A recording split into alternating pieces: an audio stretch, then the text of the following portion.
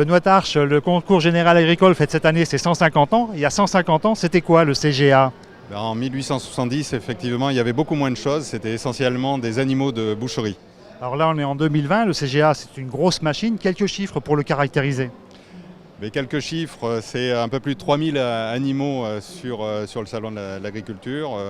8 espèces, c'est 23 000 produits et vins qui sont en dégustation à partir d'aujourd'hui.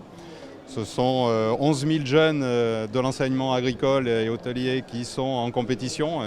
Il y en aura 900, un peu plus de 900 finalistes sur le salon cette semaine. Et le concours des pratiques agroécologiques avec à peu près 500 agriculteurs et éleveurs en compétition. Alors quand un producteur ou une entreprise présente un échantillon, quel est son pourcentage de chance de quitter le salon avec une médaille? Le pourcentage de chance est au maximum de 33%, puisque c'est le taux qui est fixé dans le règlement annuel approuvé par le ministre de l'Agriculture. Et en fait, au concours général agricole, on se situe plutôt autour de 25%, puisqu'on a des jurés qui sont extrêmement exigeants sur la qualité des produits. Alors ces jurés sont exigeants, mais pour autant, il y a des centaines, voire des milliers de médailles qui sont décernées à chaque concours. Est-ce que trop de médailles ne tue pas la médaille?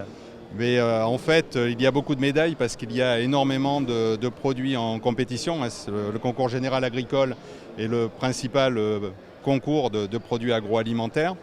L'exigence doit être au rendez-vous, donc ce qui oblige toute notre organisation à contrôler strictement l'ensemble du processus de sélection. Nous allons chez les producteurs échantillonner les produits. Ce ne sont pas des produits qui sont fabriqués, élaborés spécialement pour le concours. Ce sont des produits qui sont commercialisés. Et ensuite, tout le processus de sélection, les éventuelles présélections en région, les finales sur Paris sont excessivement contrôlées. Et le devenir des médailles est également contrôlé en point de vente, puisque nous faisons des contrôles dans les points de vente toute l'année. D'accord, donc c'est très sérieux, mais ça, on n'en doutait pas. Quels sont les bénéfices pour les producteurs, encore une fois, en termes d'image ou de valorisation, d'argent, pour parler clairement? Mais, je dirais que d'abord, c'est un encouragement d'avoir bien travaillé, d'avoir un produit ou un vin ou un animal reconnu par d'autres professionnels du secteur ou pour les produits et les vins également par des consommateurs. Mais c'est aussi un bénéfice commercial évidemment. Donc on peut évaluer que sur un produit ou un vin, le supplément de chiffre d'affaires généré se situe entre 15 et 25%, donc c'est considérable. Et ce qui est important, c'est que le bénéfice est indépendant du type de producteur. Les petits ou les un peu plus gros ont exactement la même chance et le même bénéfice. Et l'équité est un des principes que nous maintenons avec beaucoup de rigueur sur ce concours. Alors vous nous avez parlé des pratiques agroécologiques qui se sont mises en place il y a quelques années, avec d'abord les prairies fleuries. Cette année, c'est l'agroforesterie. À quoi correspond cette évolution? Donc c'est en fait tous les ans, l'ensemble du concours est revu en détail avec tous les partenaires du secteur de façon à l'adapter en permanence aux évolutions des différents secteurs. Les attentes de la société sont très fortes effectivement sur tout ce qui concerne l'agroécologie, l'écologie, l'environnement.